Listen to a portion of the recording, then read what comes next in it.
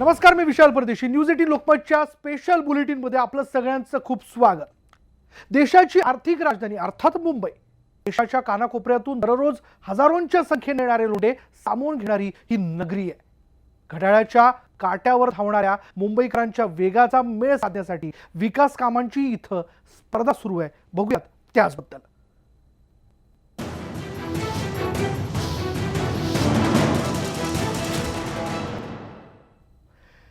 मुंबईची लाईफलाईन अर्थात लोकल ही आता वाढत्या लोकसंख्येपुढे अपुरी पडताना दिसते आणि त्यामुळे मेट्रोचं जाळं दिवसेंदिवस मुंबईत विस्तारतंय. वायुगतीनं काम सुरू असणारा अंधेरी पूर्व ते दहिसर पूर्व मेट्रो 7 प्रकल्पाचं हवाई दर्शन आम्ही तुम्हाला घडवणार आहोत. मेट्रो 7 प्रकल्पाच्या कामाचं ड्रोन फुटेज MMRDAनं प्रसिद्ध केलंय, जे आता या क्षणाला आपल्या स्क्रीनवरती आपण बघतोय. मार्ग आडजेचा हवाई आढावा आपण बघतोय. यामध्ये एकूण 13 स्टेशन्स असतील. कुठले कुठले स्टेशन्स असू शकतात बघा. यामध्ये महिंद्रा कंपनी एक स्टेशन आहे. असे वेगवेगळे 13 स्टेशन त्यामध्ये असणार आहेत. मागटणे, अंधेरी मेट्रो,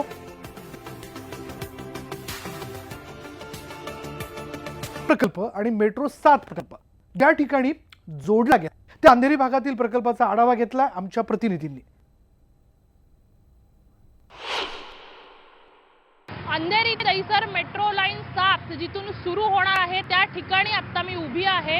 आपण बघतोय की हे काम जे आहे ते अतिशय वेगाने सुरू आहे आणि याच ठिकाणी अंधेरीचं मेट्रो लाईन 7चं जे स्टेशन आहे ते मेट्रो लाईन 1च्या स्टेशनला जोडलं जाणार आहे. तर माझ्या मागे तुम्ही बघितलं की ही मेट्रो लाईन 1 आहे आणि तीच मेट्रो 7ला जी आहे ती जोडली जाणार आहे. 16 किलोमीटरचा हा रूट आहे आणि अतिशय वेगाने हे काम सुरू आहे. जवळपास 60% काम हे मेट्रो 7चं पूर्ण झालेलं आहे. आता इथून आम्ही तुम्हाला घेऊन जाणार आहोत मेट्रो 7 अंतर्गत जन्माला येणाऱ्या नव्या स्टेशन्सकडे. गोरेगावमध्ये बसवलं जाणारं स्टेशन पश्चिम उपनगराचा चेहरा मोहरा आणखी बदलणार इतकं नक्की. अंधेरी ते दहिसर मेट्रो 7ची ही 13 स्टेशन्स आहेत आणि या 13 स्टेशनचं काम जे आहे ते सुद्धा अतिशय वेगाने सुरू आहे. आत्ता माझ्या मागे जे स्टेशन दिसते आहे ते महानंद स्टेशन आहे. याच्या उजव्या बाजूला जे आहे ते महानंद डेअरी आहे आणि या महानंद डेअरीवरून हे महानंद स्टेशनचं हे नाव देण्यात आलेलं आहे. यातले जी 13 स्टेशन्स आहेत या 13 स्टेशनमधले 2 स्टेशन्स हे आंतरराष्ट्रीय विमानतळाला जोडली जाणार आहेत, जेणेकरून जो एअरपोर्टचा जो रोड असतो तो अतिशय पॅक असतो, ट्रॅफिक असतं आणि जे लोक एअरपोर्टसाठी ट्रॅव्हल करतात त्यांच्यासाठी हे सोयीस्कर होण्यासाठी ही 2 स्टेशन्स ही आंतरराष्ट्रीय विमानतळाला जोडली जाणार आहेत. त्याचबरोबर ही जी मेट्रो आहे ही भाईंदरपर्यंत स्ट्रेच केली जाणार आहे. त्याकडून जवळपास 3000 कोटींची कॉस्ट जी आहे ती अजून वाढली जाणार आहे. त्यामुळे भाईंदरपर्यंत अतिशय लोकल ट्रेन्समध्ये गर्दी असते आणि ही गर्दी यामुळे कमी व्हायला मदत होणार आहे. 2020 पर्यंत ही मेट्रो सेवेत येणार असं सांगितलं जात आहे. त्यामुळे हे काम जसं जसं पूर्ण होईल तसेच लोकांना एक उत्सुकता वाटते की कधी ही मेट्रो ट्रेन आपल्या सेवेत येईल आणि ही उत्सुकता कधी संपणार हे बघणं यामध्ये महत्त्वाचं आहे. Video journalist Arun पेडणेकरसह Prajakta Pol, news 18 Lokmat, Mumbai. अर्थात ही उत्सुकता जी आहे ती या सुसाट मुंबईमुळे वाढणार आहे, कारण कोणालाही रोजची ही लोकलची दगदग नको आणि या मेट्रोमुळे मुंबईकरांचा प्रवास निश्चितच सुखकर होणार आहे. मेट्रो 7च्या प्रकल्पाबाबत MMRDAचे आयुक्त ARA राजीव यांच्याशी आम्ही बातचीत केली. त्यांनी काय माहिती दिली आहे बघूयात. मेट्रो 7 हा प्रकल्प सध्या प्रगतीपथावरती आहे. आपल्यासोबत मेट्रोचे कमिशनर RA राजीव सर काय सांगाल? मेट्रो 7 प्रकल्प प्रगतीपथावर आहे. खूप चांगलं फुटेज आम्ही बघतोय ड्रोनचं, पण हा प्रकल्प कधी कंप्लीट होईल काय सांगाल सर?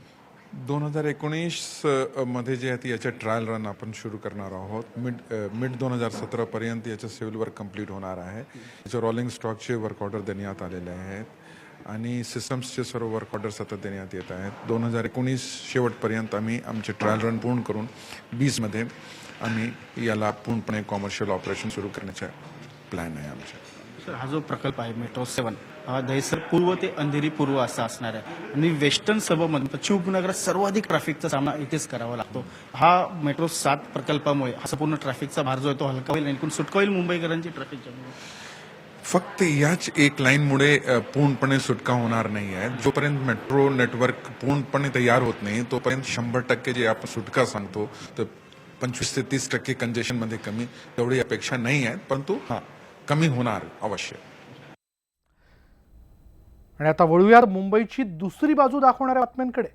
एकीकडे मुंबईत पायाभूत सोयी सुविधांच्या कामाचा रगाडा सुरू आहे, मात्र त्याच वेळी मायानगरीला अंगा खांद्यावर खेळणाऱ्या अरबी समुद्राचा मात्र श्वास अगदी गुदमरतोय. समुद्राच्या उदरात रोज हजारो हातांनी कचरा ढकलला जातोय. विशेष म्हणजे मुंबईकरांच्या या बेबाईची किंमत दर पावसाळ्यात मोजावी लागते.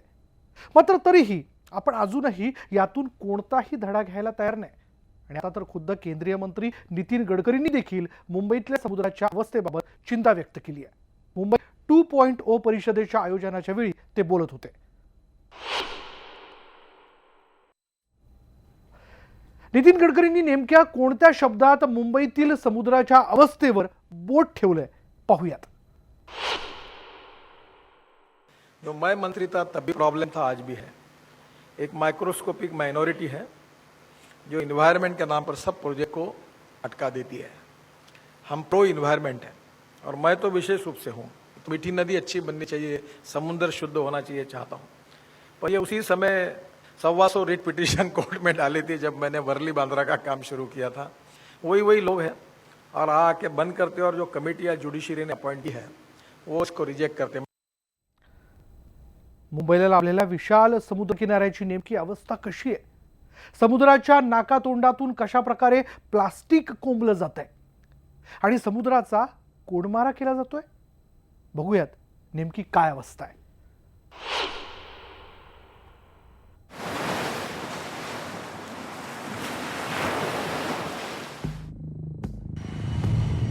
मुंबईचा समुद्र गुदमरतोय.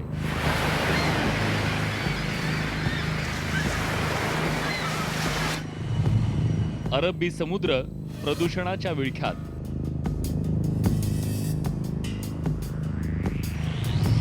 समुद्री जीवही धोक्यात.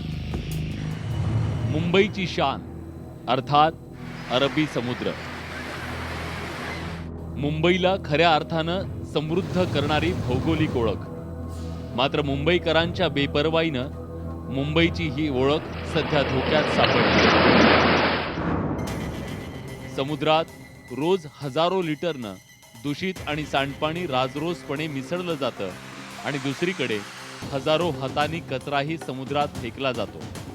त्यामुळे काळं पाणी, कचऱ्यानं वेढलेले किनारे आणि उग्र दर्प मारणारा किनाऱ्याचा परिसर हीच आता आपल्या मुंबईची ओळख झाली आहे. किनारपट्टीवरती असलेल्या हाऊसिंग कॉलनीजमधनं सुद्धा न ट्रीट केलेलं जे सुएज आणि घाण पाणी सोडलं जातं तर त्याच्यातनं सुद्धा पाण्याचं प्रदूषण होतं. ज्या बोटी आहेत मोठ्या मोठ्या तर त्याच्यातनं सुद्धा पेट्रोलियम आणि वेगवेगळे द्रव जे आहेत ते सांडतात आणि त्याचे गोळे होऊन समुद्र किनाऱ्यावरती खूप वेळा आम्हाला टार बॉल्स ज्याला म्हणतात ते सापडतात. ह्या सगळ्याचं जर कंट्रोल केलं आपण तरच मुंबईचा किनारपट्टी स्वच्छ होऊ शकेल. समुद्रामध्ये होणारं प्रदूषण म्हणजे दुहेरी धोक्याची घंटा आहे. एकीकडे याच कचऱ्यामुळे पावसाळ्यात मुंबापुरीची तुंबापुरी होते. समुद्रात फेकलेला लाखो टन कचरा पुन्हा समुद्रकिनारी फेकला जातो आणि पावसाच्या पाण्याचा निचरा होण्याची प्रक्रिया थांबून जाते. त्याचवेळी या प्रदूषणामुळे लाखो समुद्री जीवांनाही धोका निर्माण झालाय. त्यामुळे अभ्यासकही चिंतेत आहेत. एन्व्हायरमेंटल ऍक्शन आणि टेक्नॉलॉजीच्या व्यतिरिक्त नैसर्गिक त्याचं रिकव्हरी म्हणजे मॅनग्रोव्ज आहेत, आजूबाजूचं पूर्ण किनारपट्टीचं जे नॅचरल व्हेजिटेशन आहे ते सगळं रिकव्हर केलं, त्याला एक अधिवास इकोसिस्टीम असा त्याला समजून जर त्याच्यावरती काम केलं गेलं तरच आपली समुद्र किनारपट्टी आणि पाणी स्वच्छ दिसू शकेल. मुंबईत आलेल्या लोंढ्यांना सामावून घेण्यासाठी समुद्राच्या जागेवर मात्र इंचानं डल्ला मारला जातोय. त्यामुळे एकेकाळी मुंबईच्या अंगाखांद्यावर खेळणारा समुद्र दिवसेंदिवस अंग चोरतोय. मुंबईकरांनी वेळेआधीच शहाणं होण्याची गरज आहे. अन्यथा काळाच्या ओघात निर्माण होणारं समुद्री हलाहल कुणालाच पचवता येणार नाही. Bureau report, news 18 Lokmat, Mumbai.